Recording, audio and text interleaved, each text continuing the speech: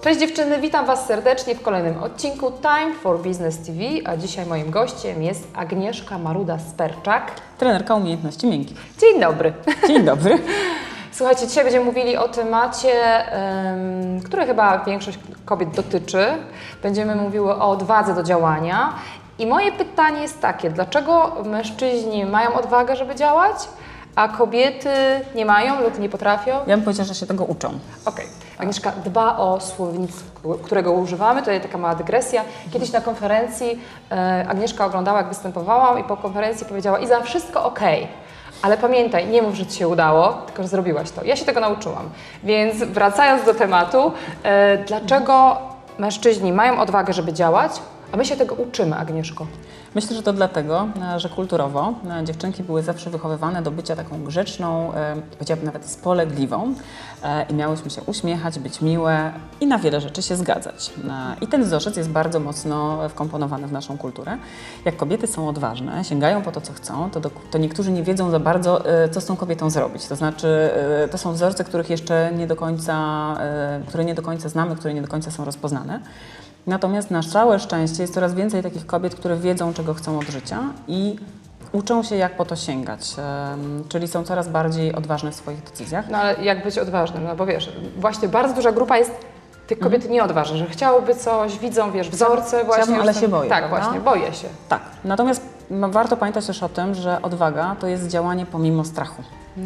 Więc robię coś pomimo, że się obawiam albo jest to dla mnie niewygodne. I myślę, że można się tego nauczyć tak naprawdę ćwicząc codziennie. Robienie jakiejś nowej rzeczy, której jeszcze wcześniej nie robiłyśmy, bądź zadanie komuś pytania, które nie wiem, dla nas jest nawet trudne. Dyskomfortowe. Albo odpowiadanie samemu sobie na różnego rodzaju pytania, przyglądanie się sobie. Nawet jak popełniamy błędy, to odwagą jest tak naprawdę przyjrzeć się temu, co zrobiłyśmy, spojrzeć na to w miarę obiektywnie i nawet po prostu przeprosić. Ale wiesz co, ale dlaczego się boją? Dlatego się boją, że ludzie ich oceniają, tak? Że weryfikacja, wiesz, otoczenia, wiesz, bo mnie skrytykują, bo osiągnę porażkę, wiesz, o co chodzi. No i teraz pytanie, Tak, wiesz, no to... jak to trenować? No fajnie, ja będę próbowała. No to pytanie do Ciebie, czy masz wpływ na to, co ludzie w ogóle pomyślą o Tobie, kiedykolwiek? Wiesz, no ja jestem chyba już na takim etapie, że gdzie kiedyś dużo bardziej się bałam, teraz się mniej boję, bo właśnie pokonywałam te kolejne szczeble mojego strachu lub wiesz, stawiałam sobie różne wyzwania i stwierdziłam, że mimo to, że nie potrafię, uczę się, robię błędy i jestem teraz bardziej odważna. Dzięki temu jesteśmy coraz lepsze w tym, co robimy. Dokładnie. A w momencie, kiedy zastanawiamy się, co inni o nas powiedzą, co inni o nas pomyślą, to tak naprawdę skupiamy się na czymś, na co absolutnie nie mamy wpływu. Ale my chcemy być lubiane, ale my chcemy być lubiane. Tak, bo potrzebujemy No akceptacji właśnie. i to nie chodzi o to teraz, żeby być, nie wiem, niegrzeczną, niemiłą, niekulturalną, tylko jeśli rzeczywiście nam na czymś w życiu zależy, to po prostu róbmy to i sprawdźmy, czy nam wyjdzie, czy nie. Czy damy radę, czy nie. Czy to był dobry pomysł, A czy nie. jeżeli mamy takie otoczenie, które nas krytykuje, tak? Czyli wiesz, no ja mam w sobie dużą determinację, zaczynam robić, Tak. natomiast wiesz, no mam wokół siebie ludzi, którzy zaczynają mnie krytykować i jest mi źle z tym. Wiesz, o co chodzi? To nie jest wygodne, natomiast bardzo często ci, którzy krytykują, to są ich własne strachy. Oni by sami być może kiedyś chcieli spróbować, ale się boją. W związku z tym przerzucają te strachy na ciebie i mówią: słuchaj, no nie, to jest za ryzykowne, nie uda się albo nie próbuj, a tak naprawdę to są ich obawy. To jest bardzo fajna rzecz, którą powiedziałaś, bo to zatrzymajmy się tu chwilę, więc tak naprawdę jeżeli dziewczyny macie kogoś w swoim otoczeniu, kto Wam bardzo często mówi: nie uda Ci się, podcina Ci skrzydła, to wydaje mi się, że popracowanie nad swoją głową w ten sposób, że to jest ich obawa albo to jest ich strach, to może być fajne narzędzie, bardzo fajne, bardzo mi się to podoba. Czasem to samo robią dorośli wobec dzieci. Swoje własne obawy przenoszą na dzieciaki. I mówią: a ty się nie boisz ciemności? Dziecko nie wpadnie samo na pomysł, żeby się bać ciemności do momentu, kiedy ktoś mu nie powie, że ciemności należy się bać. I tak dalej. I to samo robimy bardzo często naszym bliskim, bo oczywiście chcemy ochronić, dbamy o tych naszych bliskich, ale też przesadzamy troszeczkę z tymi strachami i te swoje właśnie lęki i obawy przerzucamy na innych. A co by było, gdybyśmy mogli zrobić dokładnie odwrotnie? To znaczy zadbać o to: słuchaj, spróbuj, sprawdź, będę Cię w tym wspierać Jak ci nie wyjdzie, no to zajmiesz się czymś innym. Bo wiesz, to o czym mówisz, to też jest ważne dla nas jako kobiet, które chcą się realizować w biznesie, ale kobiet jako matek, które wychowują dzieci. Więc jeżeli my mamy mnóstwo takich obaw, strachów, nie wiem, boimy się generalnie, to nigdy nie nauczymy dzieci być odważnym i będziemy przenosili dokładnie to, co robimy na zachowanie naszych dzieci. No, dzieciaki uczą się nie przez to, że my im coś wytłumaczymy, tylko one obserwują, co my robimy. I teraz jeśli ja mam pewnego rodzaju odwagę, to dziecko też będzie bardziej odważne. Ale można to zrobić też w drugą stronę. Jeśli my mamy nawet jakieś obawy, a nasze dzieci są odważne, to polecam nieblokowanie tych dzieciaków. Czyli jeśli mam akurat 6-letniego syna, który naprawdę jest odważny i o różne rzeczy pyta, jeśli chce coś zdobyć, to on po prostu po to idzie. I oczywiście w momencie, kiedy mnie pojawia się w głowie myśl, że może nie wypada, albo może tak, to natychmiast gryzę się w język i natychmiast tą myśl usuwam i myślę sobie, a dlaczego nie? Przecież dzieci mają tak naprawdę już od razu wygraną na początku, bo dorośli wiele rzeczy zrobią dla tych dzieciaków. I my mamy okazję w tym momencie pozwolić tym naszym dzieciakom się uczyć.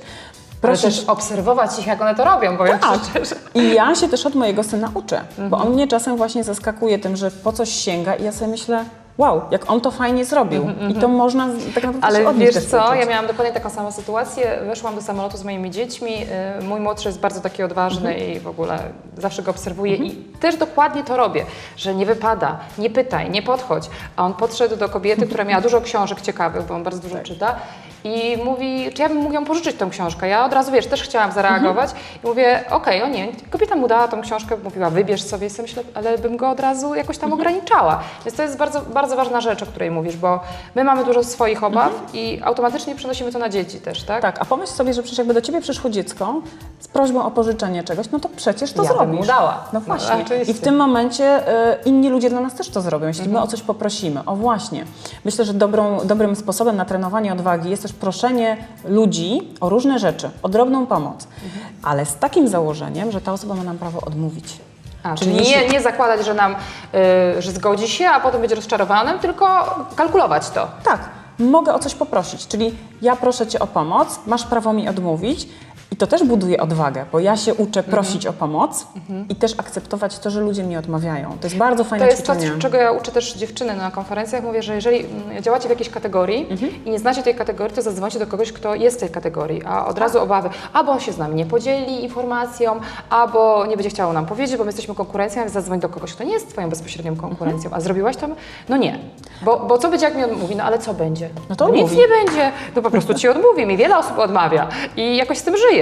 Tak, tylko na 100 osób, które odmówią, 101 powie, świetnie, nie ma sprawy, przyjść na kawę, na spotkanie, ja się z Tobą podzielę informacją. Dokładnie. Tak, więc to jest czasem kwestia nawet skali. Tak? Jeśli masz 100 prób, Ilość prób. No ilość prób, tak jak w sprzedaży. dokładnie tak. I w tym momencie, jeśli je podejmujesz, to w końcu masz efekty. No, nie można się spodziewać tego, że ja zrobię coś raz czy 2 razy i nagle będę miała wynik. Chciałam zapytać o mężczyzn. Dlaczego oni są bardziej odważni od nas? Bo mówisz kulturowo, tak? Ale, Tak, no a kto chodzi po drzewach? no dobrze, ale dużo kobiet Chłopaki. jest, które już działają. To co, one kulturowo nie? One były poza tą kulturą? Ja myślę, że to nie tak do końca, bo my oczywiście jesteśmy bardzo pracowite, my tak naprawdę gdzieś w głębi duszy też jesteśmy odważne, tylko są rzeczy, które nam wypada i nie wypada. I tu myślę, że się wikłamy, bo tak naprawdę jak kobieta, nie wiem, wpadnie w kłopoty, tak, albo zdarzą się sytuacje trudne w jej życiu, no to kto tak naprawdę, że tak powiem, weźmie to wszystko w swoje ręce i ogarnie rzeczywistość? No kobieta. Bo kobiety są w stanie bardzo wiele rzeczy sobie zorganizować, wytrwać. Ale i my działać. też nie rozkładamy to na czynniki pierwsze, że nam coś nie wychodzi, albo nie budujemy sobie takich ograniczeń w głowie. To jedno, a ja myślę, że też warto nie czekać do kryzysu, tylko te same strategie, które stosujemy w kryzysach, stosować wtedy, kiedy my chcemy coś rzeczywiście osiągnąć. I mamy plany i mamy pomysły. Tak? Bo jak wiesz, że jest źle, to zrobisz absolutnie wszystko.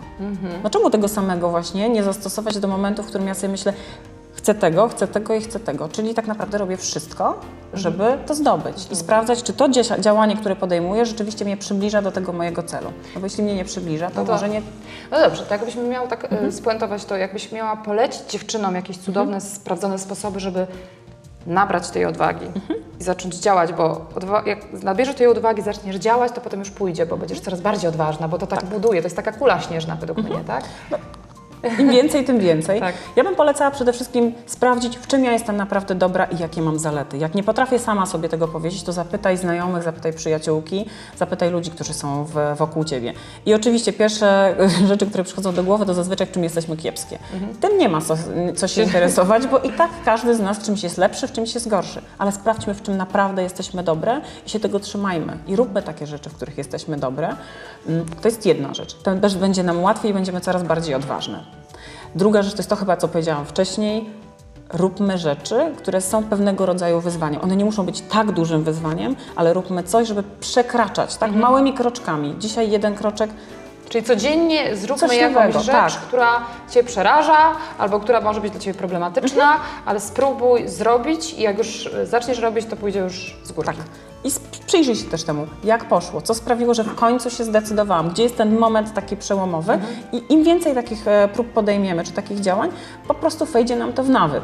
Zresztą mówi się tak, że albo trzeba 21 dni, albo 21 powtórzeń pewnych działań, żeby weszło nam w nawyk, więc tak naprawdę to nie jest tak strasznie dużo, żeby zbudować coś nowego, co będzie, że tak powiem, nam ułatwiało życie. Czyli działanie i stawianie sobie tych wyzwań. Ja bardzo dziękuję, Agnieszka, za to, co Ty mówiłaś, bo ja uważam, że jestem absolutnie tym przykładem. Nie umiałam, zaczęłam działać, mówili, że mi nie wyjdzie, ale po prostu się nie poddawałam, tylko próbowałam, dzwoniłam, grzebałam, szukałam, rozwijałam swoją kategorię, swój biznes i tylko tak, a nic nie potrafiłam tak naprawdę, jak zaczynałam pracować. To ja jeszcze powiem tylko na koniec taki przykład. Jak zacząć pisać? Przyłożyć długopis do kartki I pisać. Nie ma innej metody. Pisać i jeszcze raz pisać. Dziewczyny, dziękujemy Wam bardzo, a Agnieszka jeszcze będzie w następnym odcinku z nami. Agnieszka, dziękuję Ci. Bardzo dziękuję. A Wam polecam, Wam polecam ćwiczyć. Pamiętajcie, jedna rzecz dziennie, która Was przerasta, przeraża, której się obawiacie, której się boicie i to będzie pierwszy krok do tego, żeby zacząć być odważnym, a jak zaczniecie być odważnym, zacznijcie działać. Cześć!